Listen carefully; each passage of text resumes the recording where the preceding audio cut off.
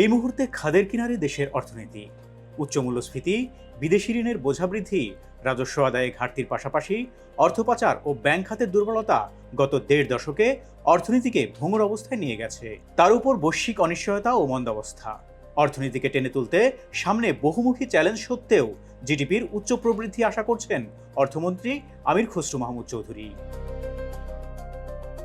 আগামী অর্থবছর থেকে ২০২৮-২৯ পর্যন্ত ক্রমবর্ধমান প্রবৃদ্ধির প্রত্যাশা করছেন অর্থমন্ত্রী।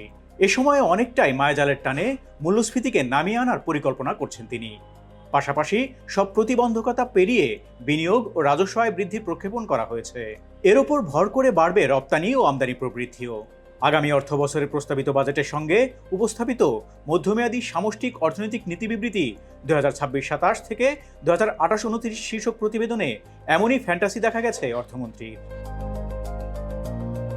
অর্থমন্ত্রী বলেন, বেসরকারি বিনিয়োগে গতি সঞ্চার, সরকারি উন্নয়ন ব্যয় বৃদ্ধি এবং অধিকতর স্থিতিশীল ও পূর্বাভাসযোগ্য নীতি পরিবেশের উপর ভিত্তি করে দেশের প্রকৃত জিডিপি প্রবৃদ্ধি ক্রমান্বয়ে বাড়বে।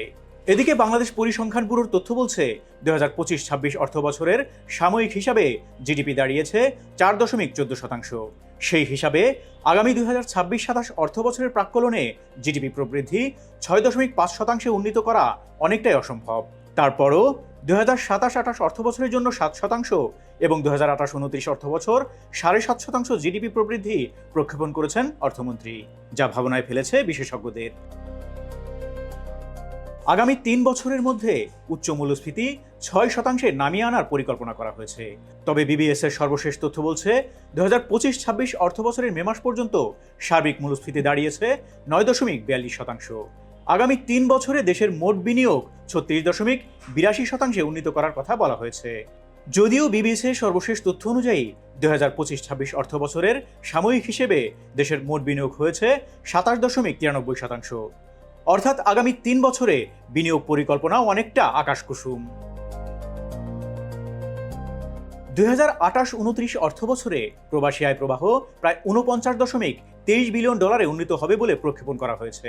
রাজস্ব আদায়ে গতি ফিরিয়ে আনতেও বিশেষ গুরুত্ব দেওয়া হয়েছে। বেসরকারি খাতে ঋণের প্রবৃদ্ধি ২০২৮-২৯ অর্থবছর নাগাদ ১২.৪২% হবে বলে প্রাক্কলনে উল্লেখ করা হয়েছে।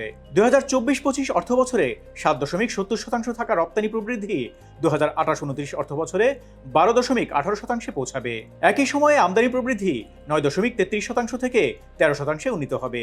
সবচেয়ে উল্লেখযোগ্য উন্নতি হবে বৈদেশিক মুদ্রার রিজার্ভে, যা বর্তমানে $৩১.১৭ বিলিয়ন থেকে ৩ গুণেরও বেশি বেড়ে ২০২৮-২৯ অর্থবছর নাগাদ $৯২.৬৮ বিলিয়ন উন্নীত হবে বলে পূর্বাভাস দেওয়া হয়েছে।